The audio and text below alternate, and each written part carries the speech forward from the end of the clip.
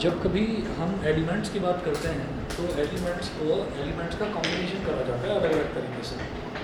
तो आप ये देखिएगा, ये जो एलिमेंट्स हैं हमारे पास, उन एलिमेंट्स को जब हम क्लासीफाई करते हैं अलग अलग, तो मैं कहता हूँ कि कुछ एलिमेंट्स ऐसे हैं जिसमें इलेक्ट्रॉन्स डोनेट करते हैं कुछ एलिमेंट्स। 1 मिनट वेट कीजिए।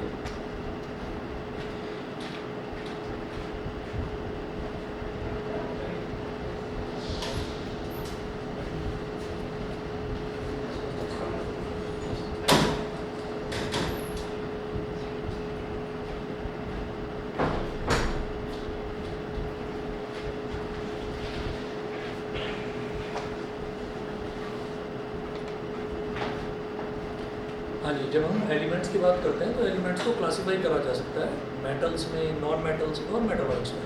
अब मेटल्स क्या होते हैं? मेटल्स वो होते हैं कि हमने अगर किसी एलिमेंट की बात करी तो वो एलिमेंट अगर इलेक्ट्रॉन्स डोनेट कर रहा है, मतलब वो कैटायन बना रहा है, तो हम उसको मेटल बोल देंगे। अगर वो इलेक्ट्रॉन्स एक्सेप्ट कर रहा है तो हम कहेंगे कि वो एनायन है, तो उसको नॉन मेटल कहा जाएगा। तो ये बेसिक डेफिनेशन होती है मेटल और नॉन मेटल की। तो मेटल और नॉन मेटल की, अच्छा ये मैं क्यों बता रहा हूँ, क्योंकि मेटल एंड नॉन मेटल भी हमको करना है 10th स्टैंडर्ड में। तो मेटल और नॉन मेटल जो है वो एलिमेंट्स हो गए। एलिमेंट्स जैसे कि हाइड्रोजन हो गया, ऑक्सीजन हो गया, नाइट्रोजन हो गया, सिंगल एलिमेंट्स, ठीक। अच्छा, अगर इनका कॉम्बिनेशन की बात करी जाए कि एलिमेंट्स को अलग अलग तरीके से जब कंबाइन करा जाता है और उनका कोई एक पर्टिकुलर फॉर्मूला होता है, तो उसको मैं कंपाउंड बोल देता हूँ। तो ये कंपाउंड्स का क्लासिफिकेशन है, जैसे एसिड्स, बेसिस एंड सॉल्ट्स। तो एसिड होगा, बेस होगा और सॉल्ट होगा। तो इन तीनों में अलग अलग तरीके से एलिमेंट्स को कंबाइन किया जाएगा, मतलब उनका कोई ना कोई फॉर्मूला होगा, ठीक। फॉर्मूला किस तरीके से, आप ये देखिएगा, जैसे हम कॉमनली जानते हैं कि H2SO4 ये एक एसिड होता है, इसको सल्फ्यूरिक एसिड बोल देते हैं, कॉमन नेम इसका सल्फ्यूरिक एसिड होता है, ठीक है। अच्छा, केमिकल नेम की अगर बात करी जाए तो क्या होगा, तो हम ये जानते हैं, जो फर्स्ट चैप्टर में मैंने कुछ आपको आयंस नोट करवाए थे, तो H1+ और SO4 2-, H1+ और SO4 2-। तो यहाँ पर क्या है कि हाइड्रोजन आयन हो गया और सल्फेट आयन हो गया। जब हाइड्रोजन और सल्फेट जुड़ेगा तो सल्फेट की वैलेंसी जो 2 है वो तो H के साथ आ जाएगी, H2, और जो हाइड्रोजन की वैलेंसी 1 है वो SO4 के साथ आ जाएगी, तो SO4 1। तो इस तरह से क्या लेंगे, H2SO4 1। अब वो SO4 1 वो लिखा नहीं जाता, वो 1 लिखने की जरूरत नहीं होती, तो इसलिए H2SO4 लिख दिया सर। तो इसको मैं क्या बोलूँगा, क्या क्या जुड़ा, हाइड्रोजन और सल्फेट जुड़ा, तो इसको बोलते हैं हम, जो केमिकल नेम है कहलाएगा हाइड्रोजन सल्फेट, लेकिन कॉमन नेम हम इसका सल्फ्यूरिक एसिड जानते हैं। तो यहाँ पर ये कॉम्बिनेशन है अलग अलग एलिमेंट्स का। देखिए, हाइड्रोजन भी है इसमें, सल्फर भी है इसमें, ऑक्सीजन भी है। तो कंपाउंड्स का क्लासिफिकेशन होता है एसिड्स, बेसिस और सॉल्ट्स पे। एलिमेंट्स का क्लासिफिकेशन होता है मेटल, नॉन मेटल और मेटलॉइड में, ठीक है। मेटल, नॉन मेटल और मेटलॉइड करेंगे अलग चैप्टर में। एसिड, बेस एंड सॉल्ट पर यहाँ पर फोकस करते हैं। अब एसिड की भी प्रॉपर्टी क्या होती है कि वो भी बर्निंग सेंसेशन प्रोवाइड करता है, जलाता है किसी भी चीज़ को। बेस की भी ये प्रॉपर्टी होती है कि वो भी बर्निंग सेंसेशन प्रोवाइड करता है, यानी कि वो भी जलाता है, ठीक। दोनों का काम जलाने का होता है। और हम कैसे क्लासीफाई करें कि कोई चीज़ एसिड है और कोई चीज़ बेस है, ये कैसे क्लासीफाई किया जाए? तो क्लासिफिकेशन के लिए सबसे पहला जो टॉपिक है वो हम करेंगे इसमें इंडिकेटर्स, ठीक है। तो सबसे पहले आप हेडिंग डालेंगे इंडिकेटर्स।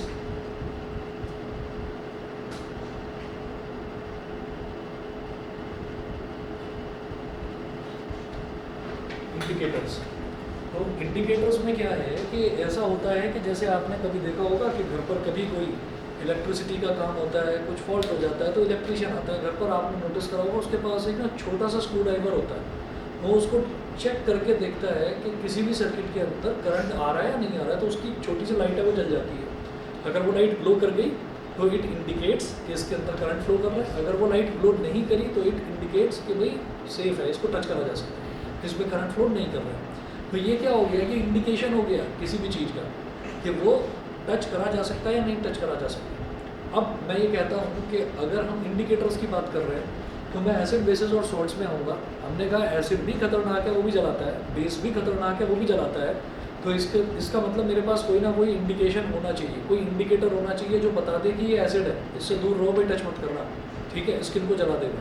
ये बेस है, इससे थोड़ा दूर रहो, इसको टच मत करना, ये स्किन को खराब कर देगा, कपड़ों को जला देगा। तो इंडिकेटर्स का काम ही ये होता है आइडेंटिफाई करना कि हाँ ये एसिड है, ये बेस है या फिर ये सॉल्ट है। तो नोट करें देयर आर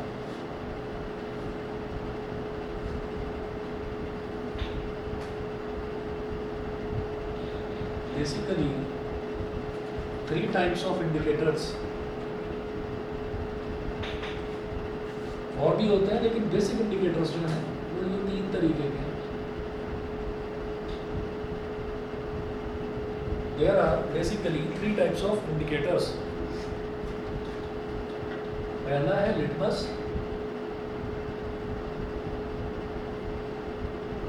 दूसरा है मिथाइल ऑरेंज,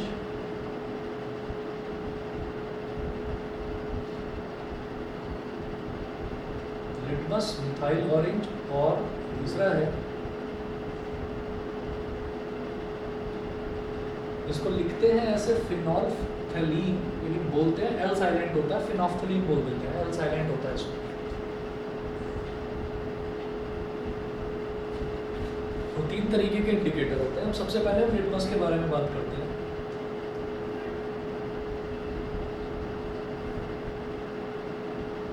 लिटमस, इसमें नोट करें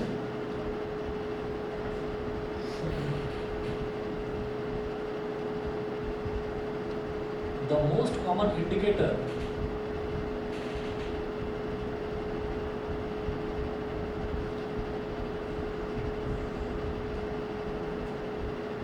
for testing acids and bases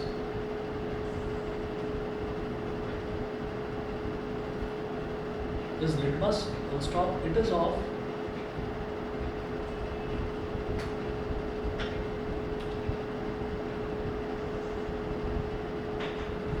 the most common indicator for testing acids and bases is litmus. It is of 2 types. It is of 2 types.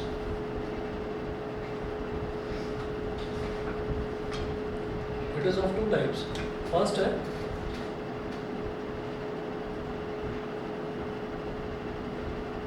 blue litmus. Second है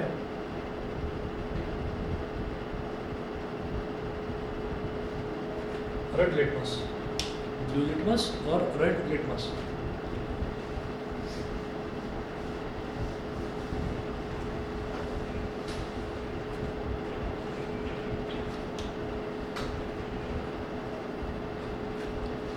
blue litmus और red litmus. अच्छा, जो ये litmus है ये एक natural indicator है। Natural indicator का मतलब क्या है कि लिटमस मेरे को नेचर में ही मिलता है डायरेक्ट, मेरे को इसको बनाने की जरूरत नहीं है।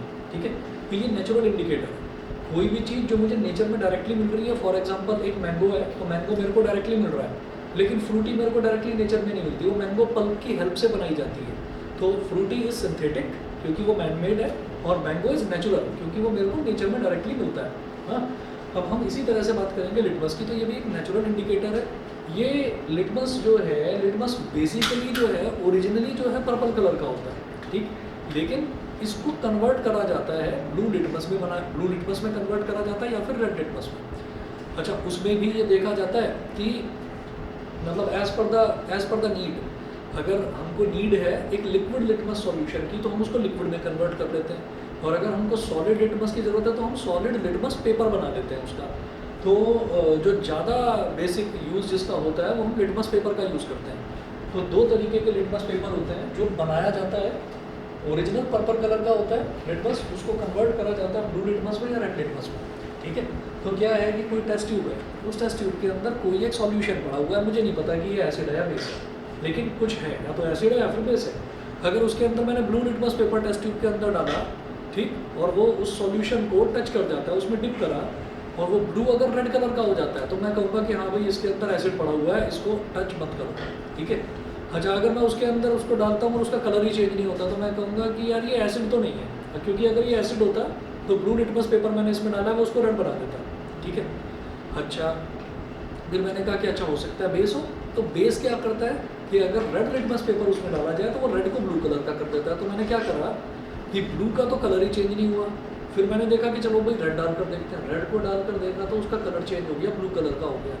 तो इसका मतलब फिर उसके अंदर बेस है। और सोचो कि अगर रेड लिटमस पेपर डाला तो भी कलर चेंज नहीं हुआ, ब्लू लिटमस पेपर डाला तो भी कलर चेंज नहीं हुआ, तो हम कहेंगे क्या है फिर वो न्यूट्रल है। न्यूट्रल मतलब कोई प्रॉब्लम नहीं है, ना एसिड है ना बेस है, हाथ डाल सकते हो, टच कर सकते हो, कोई प्रॉब्लम नहीं है, जलाएगा नहीं। ठीक है, तो आप नोट करें। मैं क्वेश्चन है थोड़ा लिटमस पेपर से ओरिजिनली पर्पल कलर का होता है, फिर रेड और ब्लू कलर में कन्वर्ट क्यों किया जाता है? लैब में करा जाता है, ये रिपीटेड एक्सपेरिमेंट से चेक करा गया कि भाई हमें कोई ना कोई एक इंडिकेटर चाहिए, कोई भी इंडिकेटर चाहिए जो हमको ये बता सके कि कोई चीज़ एसिड है या बेस है, किस तरीके की है। तो ये भी ऐसे करके देखा गया।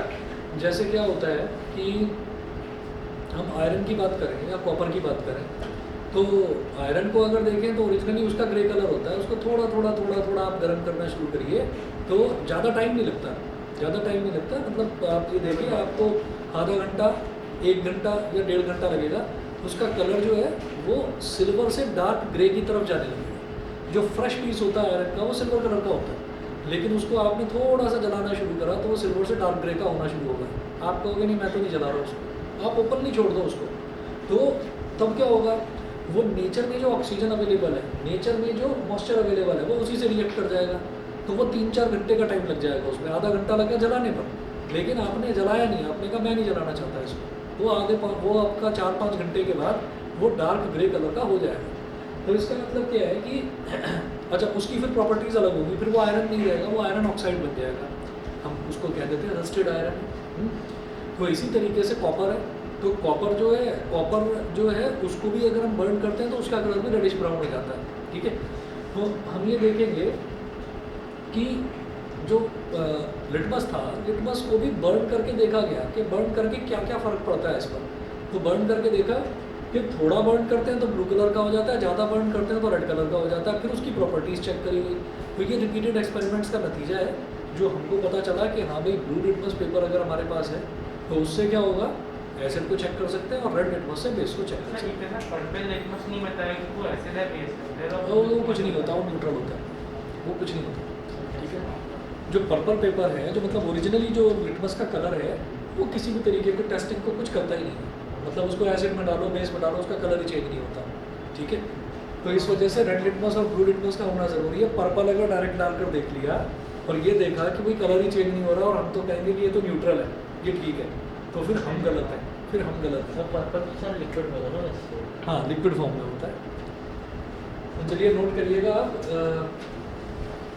एन एसिडिक सॉल्यूशन या फिर एन एसिड लिख लो बस, N asset turns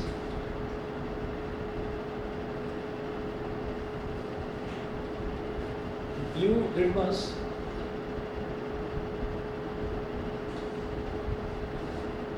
to red.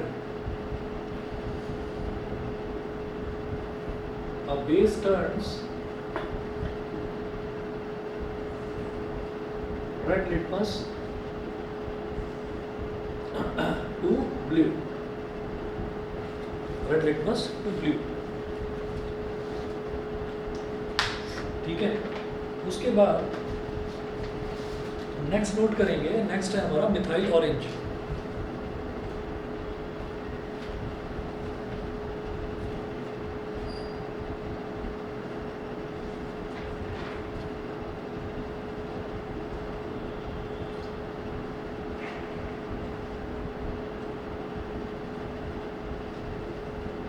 Methyl orange, ठीक है, मिथाइल ऑरेंज में लिखिएगा it is a synthetic indicator. पहली चीज़ ये है, it is a synthetic indicator. Synthetic indicator का मतलब ये है कि नेचुरली नहीं मिलता, मेरे को बनाया जाता है, लैब में बनाया जाता है। कैसे बनता है सर? बता दो। It is a synthetic indicator. क्या है कि अगर मान लीजिए हमने कहा कि हमारे पास हाइड्रोजन है, हाइड्रोजन है, और वैसे तो नेचुरली मेरे को वाटर भी मिलता है, वैसे तो नेचुरली वाटर मिलता है मेरे को, लेकिन अगर हम ये कहें कि हमारे पास हाइड्रोजन है और ऑक्सीजन है, तो दो मेन कंपोनेंट्स हैं, दो मेन कॉन्स्टिट्यूएंट्स हैं वाटर बनाने के लिए। तो वाटर को लैब में भी प्रिपेयर करा जा सकता है, ठीक है। और इसी तरीके से जो मिथाइल ऑरेंज है, मिथाइल ऑरेंज को भी हम लैब में प्रिपेयर कर लेते हैं। ड्रिंकेबल वाटर को भी बनाया जा सकता है, क्योंकि उसमें ना जो एक ड्रिंकेबल वाटर है उसका आपको ये देखना पड़ेगा कि भाई उसके अंदर फॉस्फोरस की क्वांटिटी कितनी है। वाटर में कैल्शियम भी होता है, कैल्शियम के भी कुछ आयंस होते हैं, कैल्शियम के आयंस भी होते हैं, कॉपर के आयंस भी होते हैं, मैग्नीशियम भी होता है, सोडियम भी होता है। तो ये जो कुछ चीज़ें हैं जो नेसेसरी आयंस हैं बॉडी के लिए, ये वाटर के अंदर मिलते हैं। जो नेचुरली ड्रिंकिंग आपने सुना होगा ना, वो बिस्लेरी मिनरल वाटर बोलते हैं उसको, ठीक है, उसको डिस्टिल्ड वाटर नहीं बोलते। डिस्टिल्ड वाटर आप पियोगे तो आपको लगेगा कि यार क्या, पता भी नहीं चलेगा आपको, मतलब कुछ हैवीनेस भी नहीं होगी, लगेगा ही नहीं कि आपने कुछ पी लिया है। तो उससे कोई फ़ायदा भी नहीं होगा, क्योंकि बॉडी में वाटर के साथ साथ, वाटर जो है, वाटर एक ऐसी चीज़ है जिसका डाइजेशन प्रोसेस सबसे ज़्यादा फास्ट होता है, सबसे ज़्यादा फास्ट होता है, क्योंकि किसी तरीके का कोई पेरिस्टाल्टिक मूवमेंट नहीं है उसमें, फटाफट बॉडी के अंदर चला जाता है। और जाने के बाद में, क्योंकि आप ये देखिए, आपको 3-4 लीटर अगर पानी पीना है तो आप 3-4 लीटर पानी थ्रू आउट द डे आराम से पी सकते हैं। उसके लिए आपको टाइम नहीं चाहिए, 1 ग्लास पानी है फटाफट पी लेंगे। तो उसका डाइजेशन प्रोसेस फास्ट होता है। फास्ट होने का मतलब क्या है कि वो स्टमक से, स्मॉल इंटेस्टाइन से, इन सब जगह से होते हुए फटाफट वो ब्लड के साथ मिक्स हो जाता है। तो ब्लड के साथ जो मिक्स हो रही है चीज़, उसके अंदर अगर एसेंशियल आयंस हैं तो फिर बहुत अच्छी चीज़ है, अगर एसेंशियल आयंस नहीं है तो फिर वो एसेंशियल आयंस आपको बाहर से देने पड़ेंगे। तो जहाँ कहीं पर पानी की दिक्कत होती है, जहाँ पर नेचुरल वाटर अच्छे से नहीं आता है, तो वहाँ पर लैब में जो पानी बनाया जाता है, उस लैब के पानी में क्या होता है कि ये देख लिया जाता है कि जो बॉडी के लिए फिट वाटर है, फिट फॉर ड्रिंकिंग वाटर है, उसमें फॉस्फोरस कितना चाहिए, उसमें आयरन कितना चाहिए, उसमें कैल्शियम कितना चाहिए, कॉपर कितना चाहिए, तो वो आयंस बाहर से ऐड करे जाते हैं। तो इसीलिए आपने देखा होगा कि बिस्लेरी की जो पानी की बॉटल आती है उसमें नीचे लिखा रहता है with added minerals. Added minerals का मतलब क्या है कि वो लैब में ऐड करे गए हैं वो मिनरल्स। तो इन एनी केस जो चीज़ लैब में ऐड करी गई है वो बॉडी के लिए उतनी बेनिफिशियल नहीं है जो चीज़ आपको नेचुरल मिल रही है, ठीक है। तो इस वजह से मतलब उसको इस तरीके से बनाया जाता है, फिट फॉर ड्रिंकिंग बनाया जाता है। बहुत सारी जगह ऐसी हैं वहाँ पर साफ़ पानी नहीं होता, तो उस पानी को साफ़ करा जाता है।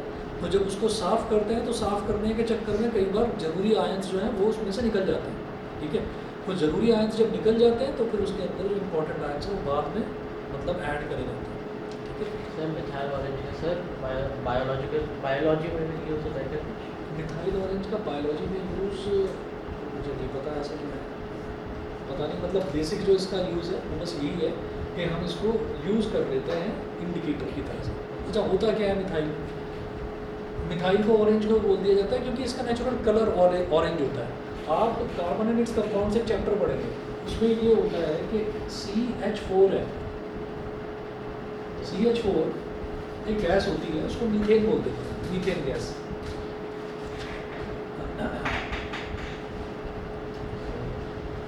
मीथेन, अभी मीथेन में से आपने एक हाइड्रोजन को रिमूव कर दिया, उसको लिखा इस तरीके से जाता है CH3, ठीक है। इसको बोलते हैं बेटा methyl. Sir -CH sir actually minus ये ऐसा होता है कि कार्बन की जो वैलेंसी है वो 4 होती है, अब वो होती है उसकी कोवैलेंसी, मतलब ना तो वो प्लस होता ना वो माइनस होता है। तो 1 2 3 4 क्या कार्बन की वैलेंसी कितनी होती है? दोबारा बोलो क्या? वैलेंसी कितनी थी कार्बन? 4 वैलेंसी 4 है ना, 4 वैलेंसी 4 इस वजह से होगी क्योंकि कार्बन का एटॉमिक नंबर 6 है, तो पहले शेल में 2 आएगा, दूसरे में कोई बात नहीं, तो पहले शेल में 2 इलेक्ट्रॉन्स आएंगे, दूसरे में 4 आएंगे। अब क्या है कि ये 4 इलेक्ट्रॉन्स दे दे या 4 इलेक्ट्रॉन्स ले ले, ठीक है। तो अब इसमें तो कुछ समझ में नहीं आ रहा। अगर मान लीजिए आउटर मोस्ट शेल में 6 है, जैसे कि ऑक्सीजन में होता है, ऑक्सीजन का 8 होता है, तो 2,6 तो सीधी सीधी बात है भाई, पहली शेल में 2 आएगा, दूसरी शेल में 6 आएगा, फिर ये बाहर से 2 इलेक्ट्रॉन ले लेगा, ठीक है। 6 electrons are capable of dragging 2 electrons from outside. ये बाहर से 2 इलेक्ट्रॉन्स खींचने में कैपेबल होते हैं, इनके अंदर वो एनर्जी होती है। अब इसमें क्या है कि 4 इलेक्ट्रॉन ये इसको 8 बनाने के लिए बाहर से 4 खींचने पड़ेंगे। बाहर वाले कहेंगे तुम क्या स्पेशल हो, तुम क्या ज़्यादा स्पेशल हो, तुम्हारे पास क्या ज़्यादा एनर्जी है, तुम भी तो 4 हो, हम भी 4 हैं, हम तुम्हें खींच लेंगे। अब क्या है कि दोनों लगे पड़े रहेंगे खींचने में कि हम जीत जाएं, लेकिन मैच टाई हो जाता है, इधर भी 4 इलेक्ट्रॉन, इधर भी 4 इलेक्ट्रॉन, तो अल्टीमेटली इस लड़ाई झगड़े का कोई फ़ायदा निकलता नहीं है। तो फिर क्या कहा जाता है कि भाई कोवैलेंसी बना ली जाए, आप शेयरिंग कर लीजिए। तो फिर क्या होता है कि इसी तरीके से कार्बन की वैलेंसी 4 हो गई, मतलब 4 का मतलब क्या है कि 4 इलेक्ट्रॉन शेयर करेगा। अब क्या है कि हाइड्रोजन के साथ एक शेयरिंग कर ली, हाइड्रोजन के साथ दूसरी शेयरिंग कर ली, हाइड्रोजन के साथ तीसरी कर ली, चौथी कर लेगा शेयरिंग तो CH4 बन जाएगा, सेटिस्फाई होकर बैठ जाएगा, है ना। लेकिन एक को खाली छोड़ दिया, एक को खाली छोड़ दिया, तो ये परेशान रहेगा कि भाई एक और इलेक्ट्रॉन कहीं से मिल जाए, कहीं ना कहीं से एक और इलेक्ट्रॉन मिल जाए तो मैं मतलब स्टेबल हो जाऊंगा, मेरा एक कंपाउंड की मेरी एक फॉर्म बन जाएगी। तो है क्या कि जब कोई आपने एक इलेक्ट्रॉन की कमी छोड़ दी है इसके अंदर, तो इट इज़ हाईली रिएक्टिव, ये बहुत ज़्यादा रिएक्टिव है। इसको कहीं पर भी डालेंगे, एसिड में डालेंगे, बेस में डालेंगे, रिएक्ट करेगा फटाफट। क्यों? क्योंकि ये उस तलाश में रहेगा कि कैसे भी करके मेरे को कोई भी एक हाइड्रोजन मिल जाए, या कोई भी एलिमेंट हो जिसके पास एक इलेक्ट्रॉन हो, जिसके पास से मैं एक इलेक्ट्रॉन शेयर कर सकूँ। अभी वो शेयरिंग किस तरीके से होती है वो डिटेल में हम कार्बन वाले चैप्टर में करेंगे। तो ये एक इंडिकेटर है, तो हम ये कहेंगे ये करेगा क्या, it is a synthetic indicator, lab में बनाया जाता है, it is a synthetic indicator. Its natural colour is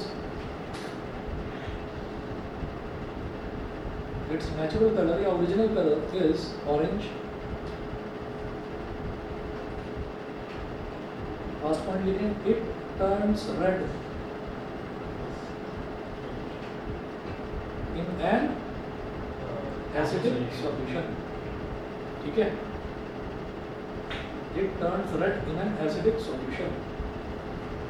और बेस में क्या होता है, yellow. It turns yellow in a basic solution. तो याद रहे, एक टेस्ट ट्यूब के अंदर हमारे पास कोई सॉल्यूशन है, पूरा का पूरा एसिड है, तो मैं उस पूरे एसिड के अंदर मिथाइल ऑरेंज नहीं डालूंगा, मुझे उसको ख़राब नहीं करना। मैं क्या करूँगा, मैं एक ड्रॉपर लूँगा, उस ड्रॉपर से 2 या 4 बूंदें निकाल लूँगा, जो भी उसके अंदर सॉल्यूशन है उसको एक फ्रेश टेस्ट ट्यूब में डालूंगा, और फिर उसके अंदर 1 या 2 बूंद मिथाइल ऑरेंज की डालकर, और दोनों को स्टिर करके ऐसे हम करके देख लेंगे कि उनको मिक्स करने पर कलर क्या होता है। अगर रेड कलर का हो गया तो हम ये कहेंगे कि जो हमने निकाला है ना टेस्ट ट्यूब में से, वो एक एसिड था। ठीक है, ये नहीं कि वो एसिड दे रखा उसके अंदर पूरे के अंदर मिथाइल ऑरेंज डाल दिया तो आपने पूरे एसिड को ही खराब कर दिया। ठीक है सर, पानी के अंदर क्या है, न्यूट्रल? पानी के अंदर कुछ भी नहीं, पानी तो न्यूट्रल रहता है, ना एसिडिक ना बेसिक। ठीक है, हालांकि होता है, आपने आजकल ऐड भी देखा होगा कि पानी के पीएच को बैलेंस करने वाला हैवेल्स का कॉपर आरओ, देखा है कि नहीं? हाँ, हाँ, उसमें आता है, टीवी में एक ऐड आता है। सर, वाटर को स्लाइटली बेसिक होना चाहिए। वाटर को स्लाइटली बेसिक होना चाहिए, क्योंकि उसका रीज़न ये है कि वाटर अगर थोड़ा सा बेसिक होगा ना, तो हमारे बॉडी में ऑलरेडी एसिड होता है, तो वो उस एसिड को न्यूट्रलाइज करने में हेल्प करता है। और अगर वो पहले से ही एसिडिक हो गया तो मतलब थोड़ा सा जलन या खट्टापन, जो गले में कई बार डकार आ जाती है, खट्टी डकार आ जाती है, वो प्रॉब्लम होती है।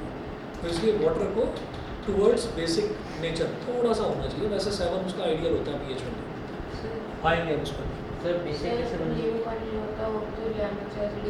एसिडिक हो जाता है, वो किस वजह से करा जाता है, जैसे हम ये बोलेंगे ना, ये वो है सिट्रिक एसिड, वो सिट्रिक एसिड है। अभी मैं आऊँगा जितनी भी कैटेगरी है, तो वो जो सिट्रिक एसिड है, ये जितने भी एसिड हैं, इनकी पीएच वैल्यू उतनी कम नहीं है जितना पीएच ऑलरेडी हमारी बॉडी में होता है। हम ये कहेंगे कि हमारा जो स्टमक है ना, हमारे स्टमक में पीएच की वैल्यू, हाइड्रोक्लोरिक एसिड होता है, उसकी वैल्यू 1.5 होती है। बहुत खतरनाक एसिड होता है स्टमक के अंदर।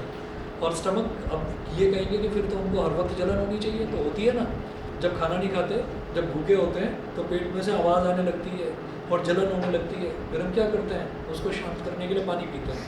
ठीक है, तो इसलिए ज़्यादा लंबे टाइम तक तो भूखा भी नहीं रहना चाहिए। तो 1.5 पीएच की वैल्यू होती है स्टमक के अंदर। और जो सिट्रिक एसिड है, सिट्रिक एसिड जो कि लेमन में मिलता है, नींबू पानी में मिलता है, अचार खा लेते हैं, खट्टा होता है अचार, ठीक है, उसमें भी एसिड होता है। तो ये जो चीज़ें हैं, ये उतना डेंजरस एसिड वैसा नहीं होता, नेचुरल एसिड होता है क्योंकि।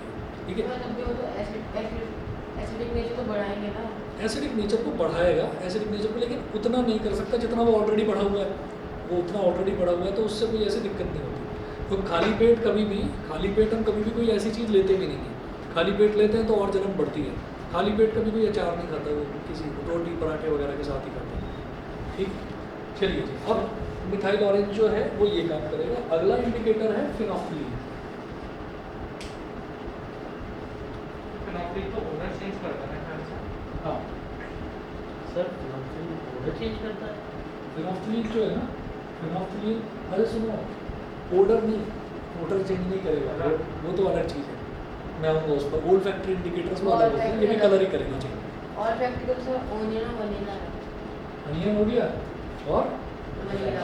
सर लॉन्ग की होती है। Sir clove. चलिए ठीक है, क्लोव भी होती है। सर इसका पानी तो- को सर बेसिक कैसे कर सकते हैं सर? सिंस हमने एक बूंद सोडियम हाइड्रोक्साइड डाल दिया तो सर बेसिक हो गया। किसमें? सर पानी को बेसिक कैसे बनाएंगे? हाँ, पानी को बेसिक बनाने का ये भी एक तरीका है, सोडियम हाइड्रोक्साइड डाला जा सकता है। सोडियम हाइड्रोक्साइड क्या है? Sir caustic soda. और ये हमको घरों में भी मिल जाता है, ये घरों में भी मिल जाता है, लेकिन फिर भी सजेस्टेबल नहीं है उसको खाना, ठीक है। उससे ज़्यादा अच्छा ऑप्शन जो है वो सर सोडियम हाइड्रोक्साइड का स्ट्रॉन्ग बेस होता है तो फिर ज़्यादा बेसिक नहीं आ जाएगा? हाँ हाँ, मैं वही तो कह रहा हूँ कि सजेस्टेबल नहीं है उसको खाना। जो अच्छी चीज़ है जिससे थोड़ा बहुत आप बेसिक नेचर बना सकते हैं वाटर का, वो बेकिंग सोडा होता है, लेकिन कड़वा इतना होता है उसको खाएंगे। मतलब पानी में मिला दो, फिर नींबू पानी बना दो। सर पाँच सर सर जैसे हाँ नींबू पानी बनाते हैं तो उसमें लोग नमक भी डालते हैं, नमक थोड़ा टेस्ट होता है। अब हो सकता है भाई वो किसी रिएक्शन के लिए होता हो, उससे कुछ और फ़ायदा होता हो, लेकिन कुल मिलाकर वो तो टेस्ट के लिए ही करा जाता है। सर पानी सर अभी फिनोफ्थलीन नोट करिए, the neutral colour of phenolphthalein is colourless.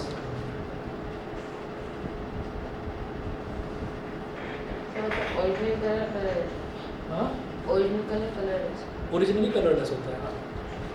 The neutral colour of phenolphthalein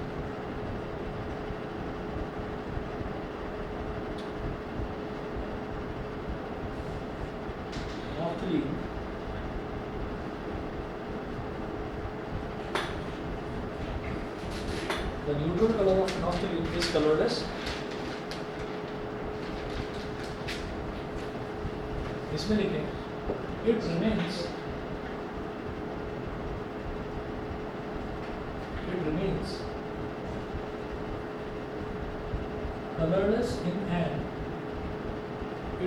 colorless in an acidic solution.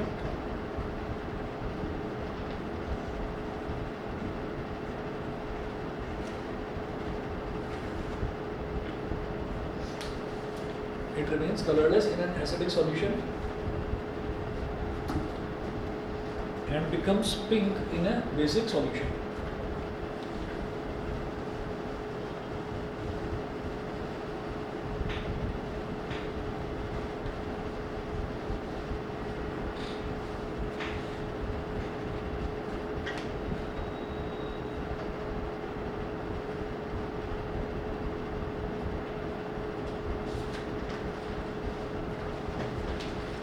It becomes pink in a basic solution. ये तीन तरीके के होते हैं इंडिकेटर्स, ठीक। अच्छा, इसके बाद कुछ और इंडिकेटर भी होते हैं, जैसे रेड कैबेज एक्सट्रैक्ट होता है, टर्मरिक होता है, ठीक। एक मिनट में आ रहा हूँ। टर्मरिक, हल्दी,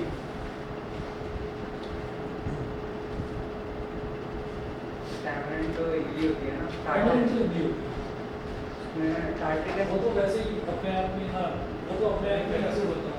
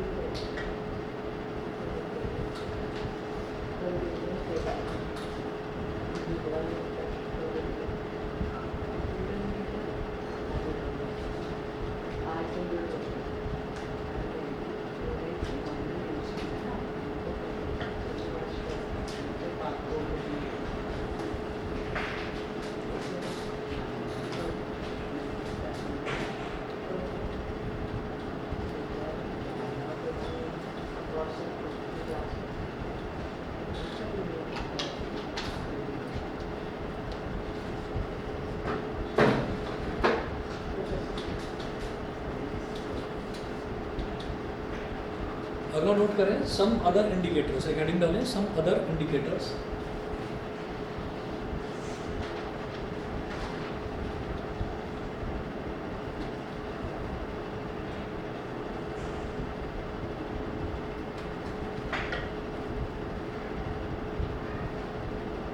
सर बोर्ड के अंदर ऐसा क्वेश्चन आया था सर कि एलिमेंट दे दिया जैसे सोडियम और बोला कि इसके पॉसिबल सॉल्ट्स बताओ सर, ऐसा है? पॉसिबल सॉल्ट्स बताएं। हाँ sir salts.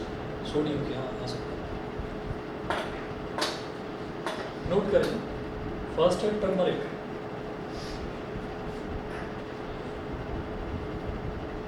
Turmeric it is a natural indicator,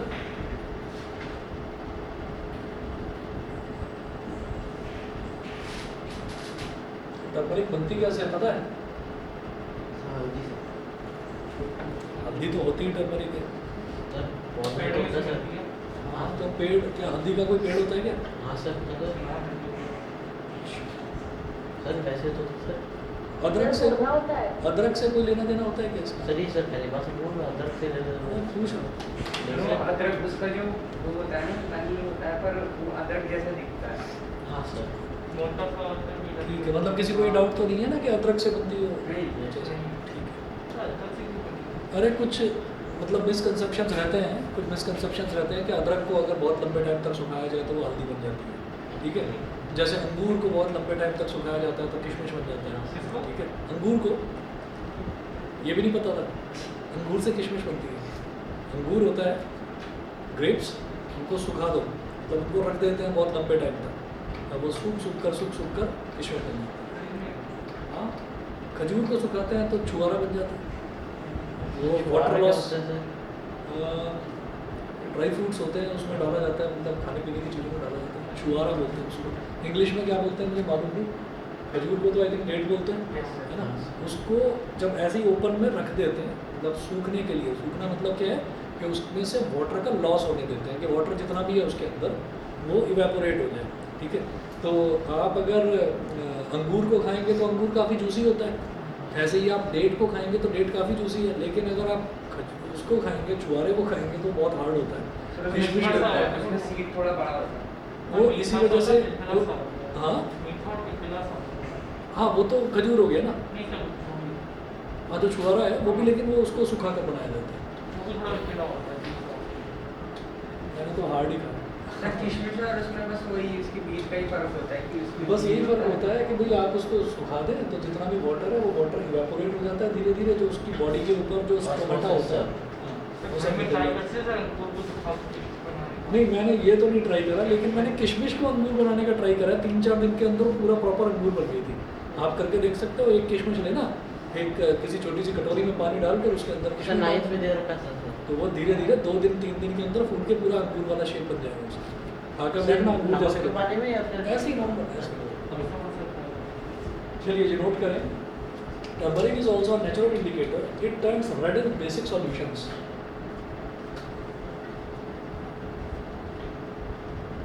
it turns red in, sir अंजीर से किस चीज़ से बनती है सर? अंजीर क्या है? सर चीज़ क्या होता है fig, sir?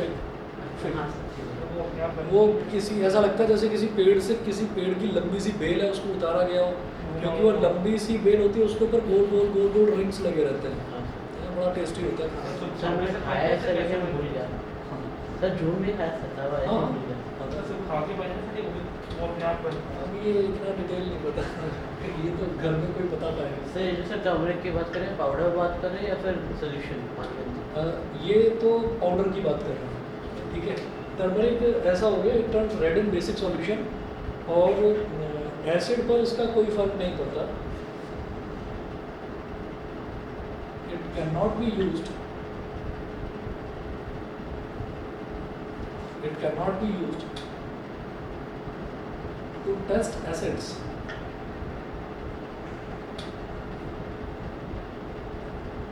as its color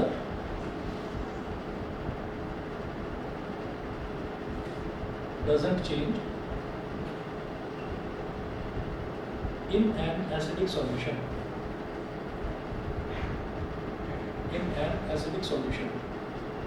अब इसको प्रैक्टिकली ऐसे देखा जा सकता है कि जैसे मान लीजिए हमारा कोई कपड़ा है और कपड़ा जो है उस पर या तो हम खाना खा रहे थे तो सब्जी का कोई दाग लग गया, या वैसे ही हमने चलो प्रैक्टिकल करने के लिए हमने क्या करा कि हमने हल्दी ली, हल्दी का थोड़ा सा पेस्ट बनाया, उसमें हल्का सा पानी मिलाकर उसको हमने अच्छे से रब कर दिया किसी कपड़े के ऊपर ताकि वो हल्दी का निशान आ जाए उसके ऊपर। तो हल्दी का निशान आ जाएगा, पीले रंग का होता है, तो वो निशान उसके ऊपर आ गया। फिर हमने कहा कि नहीं अब मैं इसको साफ़ करूँगा, तो हम साफ़ करने के लिए हमने वो ले लिया रिन सुप्रीम, सफ़ेदी की चमकार ज़्यादा, हमने उसको साफ़ करने की कोशिश करी।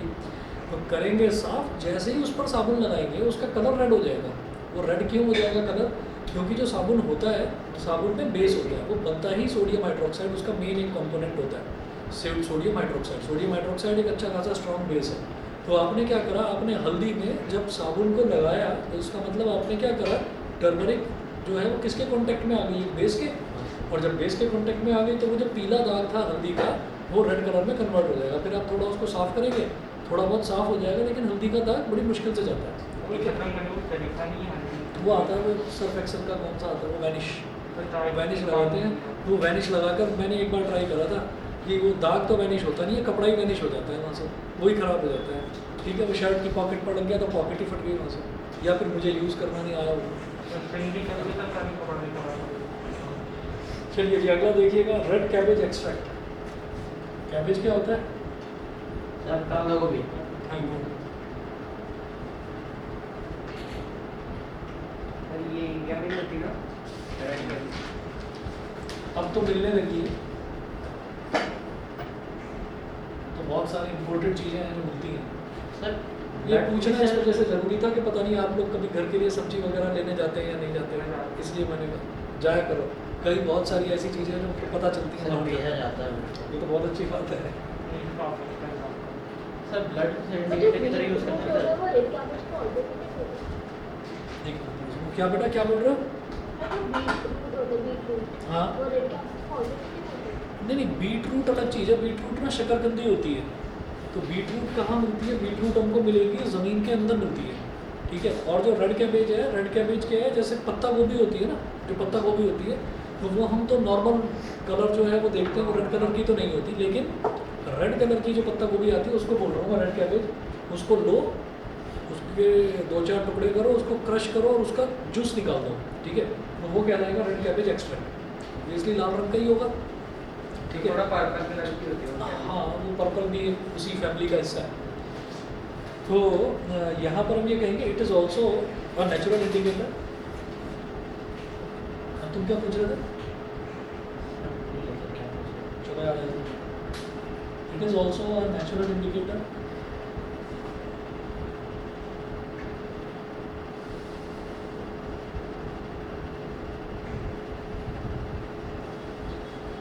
It is also a natural indicator. It is red in color.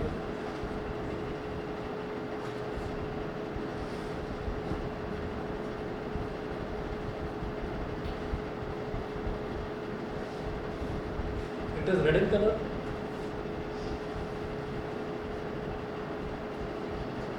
It remains red. गंदम भी किसी तरह का इंडिकेटर होता है क्या? क्या चीज़ क्या? गंदम भी किसी तरह का इंडिकेटर होता है क्या? पता नहीं। It remains red in an acidic solution.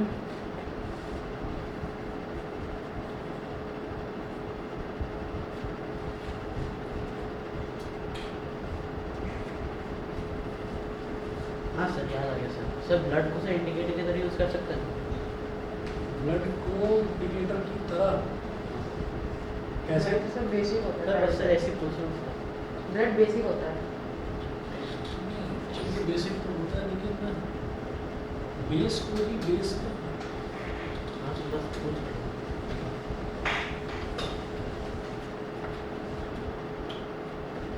it remains red in an acidic solution.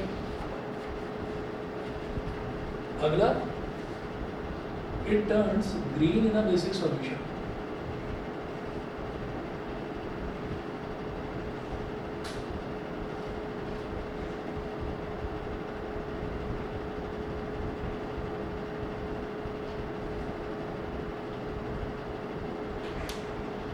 It turns green in a basic solution. Sir India की मिलती सर मतलब बेसिक होती है इसमें मैं ग्रीन कैबेज होती है कोई और नहीं करता कौन सी हमारे यहाँ पर जो मिलती है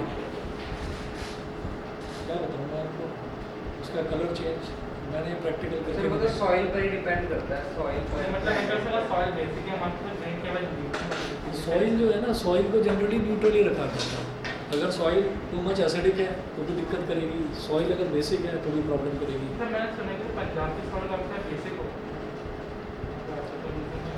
जो भी मतलब अगर हम अच्छी फर्टाइल लैंड की बात करें तो वो न्यूट्रल रखी जाती है वो, और उसमें जो ये यूरिया फर्टिलाइजर्स वगैरह होते हैं इनका काम भी क्या होता है, आपने एक टर्म सुना होगा नाइट्रोजन फिक्सेशन। नाइट्रोजन फिक्सेशन वो इसीलिए होता है कि जनरली क्या होता है कि जब बारिश वगैरह होती है ना, तो आजकल क्या प्रॉब्लम हो रही है कि जब बारिश होती है तो पॉल्यूशन की वजह से जो ज़मीन है वो ज़मीन भी एसिडिक हो जाती है। क्यों? क्योंकि पॉल्यूटेंट जो सबसे खतरनाक पॉल्यूटेंट जो एटमॉस्फेयर में घूम रहा है वो है सल्फर डाइऑक्साइड। और सल्फर डाइऑक्साइड जनरली ना स्काई में, आसमान में थोड़ा ऊपर की तरफ होता है, और जब बारिश होती है तो वाटर की जो ड्रॉप्स हैं वो उसको नीचे की तरफ ले आती हैं। तो इसलिए अब जब वो नीचे आ जाता है, अब बारिश अगर मान लीजिए बहुत धीमी बारिश हुई है तो वो सल्फर डाइऑक्साइड इस लेवल पर आ जाता है कि जब कोई भी इंसान सांस लेगा बाहर, एटमॉस्फेयर में सांस हम सब लेते ही हैं, तो उस टाइम वो डेंजरस होती है। ठीक, और अगर बारिश तेज़ हो गई है मतलब या फिर थोड़ा देर तक हुई है बारिश, तो फिर क्या होता है कि वो एटमॉस्फेयर में तो कोई डेंजरस नहीं होता, मतलब फिर तो आप खुलकर सांस ले सकते हैं, अच्छी बात है। ठीक, लेकिन होता क्या है कि वो सारा सल्फर डाइऑक्साइड जमा हो जाता है ज़मीन पर जाकर, और कोई भी अगर वाटर बॉडी है, कोई लेक है, कोई पॉन्ड है, तो उसमें जाकर गिरता है। तो कुल मिलाकर वो डेंजरस होता है। तो जब वो ज़मीन पर गिरता है ना जाकर, कहीं पर भी पॉल्यूटेड एनवायरनमेंट है और वो ज़मीन पर गिरता है, और मान लीजिए वहाँ पर एग्रीकल्चरल लैंड है, तो वो ज़मीन को ख़राब करता है। तो उसको ठीक करने के लिए, उस एसिडिटी को ठीक करने के लिए फिर उसमें फर्टिलाइज़र डाला जाता है, और जनरली थोड़ी थोड़ी जगह पर वो बनाए जाते हैं। हमको नहीं पता है, किसान लोग जानते हैं, कृषि केंद्र होते हैं, तो वहाँ पर क्या करते हैं कि कोई भी अपनी फसल लगाने से पहले मिट्टी ले जाकर मिट्टी को चेकअप कराता है, मिट्टी को टेस्ट कराते हैं कि ये मिट्टी किस तरीके की है, तो वो बता देते हैं कि ये एसिडिक है या बेसिक है, तो उसी हिसाब से फिर फर्टिलाइज़र या फिर यूरिया सजेस्ट किया जाता सर अब तो किट भी आती है, बी फार्मर टेस्ट कर सकते है। हैं। और वो मुझे मालूम है। सर हाँ पता नहीं, मैंने किसी ऐड में देखा था। हाँ, आती होगी, मतलब बहुत सारी चीज़ें हैं एग्रीकल्चर में, बहुत सारी चीज़ें एडवांसमेंट हो चुका है उसमें। तो रेड कैबेज एक्सट्रैक्ट का मालूम है, जो नॉर्मल कैबेज है वो कैसे यूज़ करी जाती है भाई नहीं पता। सर आप ये देखिए प्रैक्टिकल हो रहा था कैबेज सर? इसका सर आप बोलते रहे थे प्रैक्टिकल कुछ कैबेज मैं वही कह रहा हूँ कि रेड कैबेज का तो पता है, लेकिन जो कैबेज, जो इंडियन कैबेज है, वो इंडियन कैबेज के बारे में पूछ रहा था कि जो यहाँ पर मिलती है वो वाली जो कैबेज है उसको किस तरीके से इंडिकेटर की तरह यूज़ करा जा सकता है, तो पता नहीं मुझे। ठीक है, हम इतना ही करते हैं, बस सिलेबस में जो है वही देखते हैं। तो ज़रा देखिएगा, it remains red in an acidic solution and it turns green in a basic solution. तो एसिडिक सॉल्यूशन में तो इसका कलर जो है वो रेड का रेड ही रहता है, लेकिन बेसिक सॉल्यूशन में क्या होता है, ये रेड की जगह ग्रीन हो जाता है। उसके बाद आप ये देखेंगे, एक बार सारा का सारा रिवाइज कर लो। सबसे पहले हमने देखा लिटमस, तो लिटमस का ओरिजिनल कलर पर्पल होता है, उसको कन्वर्ट कर दिया जाता है ब्लू लिटमस में या फिर रेड लिटमस में। एसिड में क्या होता है कि ब्लू लिटमस का कलर चेंज होकर रेड हो जाता है और रेड लिटमस का कलर ब्लू हो जाता है बेस के अंदर। तो ये तो हो गया आपका लिटमस। उसके बाद देखा मिथाइल ऑरेंज। मिथाइल ऑरेंज एक सिंथेटिक इंडिकेटर है जो कि लैब में बनाया जाता है, और उसमें क्या होता है, उसका ओरिजिनल कलर ऑरेंज होता है और वो एसिड को, एसिडिक सॉल्यूशन में वो उसका कलर रेड हो जाता है और बेसिक सॉल्यूशन में उसका कलर येलो हो जाता है। फिर फिनोफ्थलीन आता है, तो फिनोफ्थलीन जो है, फिनोफ्थलीन का जो ओरिजिनल कलर है वो ट्रांसपेरेंट होता है। एसिडिक सॉल्यूशन में वो आपका ट्रांसपेरेंट का ट्रांसपेरेंट यानी कि कलरलेस का कलरलेस रहता है, और जो आपका बेसिक सॉल्यूशन है उसमें उसका कलर पिंक हो जाता है। ठीक, उसके बाद हम आएंगे दो अलग जो हमने इंडिकेटर्स देखे, जैसे टर्मरिक हो गया और रेड कैबेज हो गया। तो ये दोनों ही जो इंडिकेटर्स हैं आप ये देखिए, ये सिर्फ बेस को टेस्ट करने के लिए, बेस को चेक करने के लिए हैं। एसिड में टर्मरिक का, हल्दी का कलर भी एसिड में चेंज नहीं होता, लेकिन बेस में हल्दी का कलर भी रेड हो जाता है, it turns red in basic solution. और रेड कैबेज जो है वो एसिड में उसका कलर रेड का रेड ही रहता है, लेकिन बेस में उसका कलर चेंज होकर ग्रीन हो जाता है। ठीक है, तो ये सारे थे। उसके बाद अगला देखेंगे four factory indicators. Four factory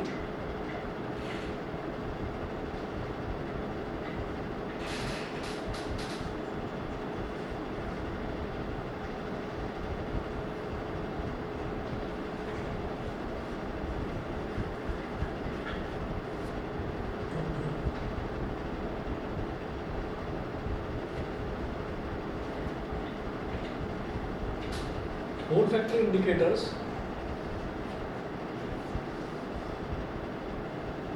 these indicators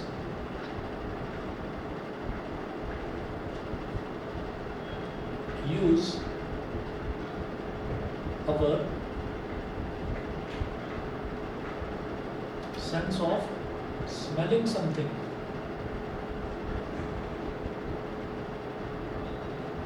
Sense of smelling something. ये तीन तरीके के होते हैं. एक अनियन एक्सट्रैक्ट. अनियन एक्सट्रैक्ट का मतलब क्या हो गया? प्याज का रस. ठीक है. Its smell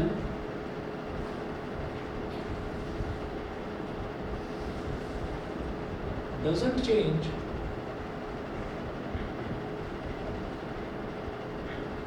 in an acidic solution. Its smell doesn't change in an acidic solution.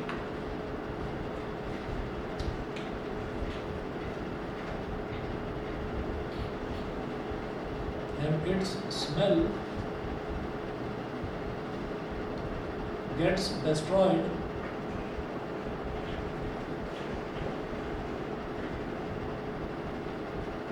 in a basic solution.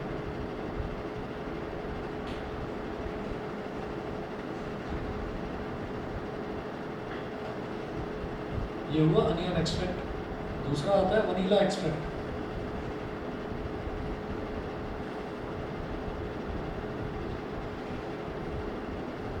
यही दोनों पॉइंट्स हैं सेम. सर अनियन में कहती थी सल्फ्यूरिक एसिड होता है, यार ऐसा तो कुछ नहीं सुना मैंने. सल्फ्यूरिक एसिड उसकी वजह से पता नहीं.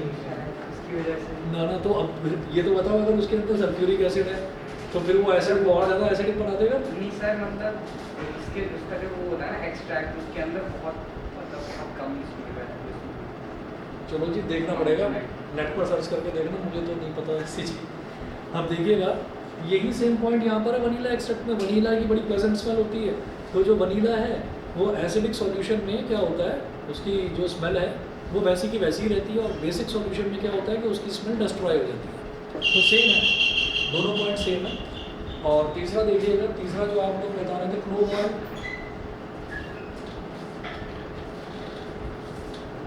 क्लोव क्या होता है? लौंग है ना. तो लौंग का जो ऑयल होता है, जो उसका तेल होता है, तो उसका भी यही सेम है कि अगर किसी एसिडिक सॉल्यूशन में क्लोव ऑयल को मिला दिया जाए तो उसकी जो क्लोव ऑयल की जो स्मेल है वो जैसी है वैसी की वैसी ही रहेगी. और बेस में क्या होता है, बेस में अगर मिला दिया जाए तो वो डिस्ट्रॉय हो जाएगी. तो कुल मिलाकर ये तीन ओल्फैक्टरी इंडिकेटर्स हैं. तीनों का इंडिकेशन स्मेलिंग वाला सेम है आपका, कि एसिड में उनकी स्मेल को पहचाना जा सकता है, उनकी स्मेल एसिडिक रहती है, और बेस में उनकी स्मेल गायब हो जाती है, कोई स्मेल नहीं रहती, स्मेल ही खत्म हो जाती है. ठीक है, चलिए जी इतना कर लीजिए. अच्छा, मैंने जो आपको टेस्ट के लिए बोला था, टेस्ट आपका आज नहीं होगा, टेस्ट 29 को होगा, सेम टाइम पर होगा, ये 3:30 बजे.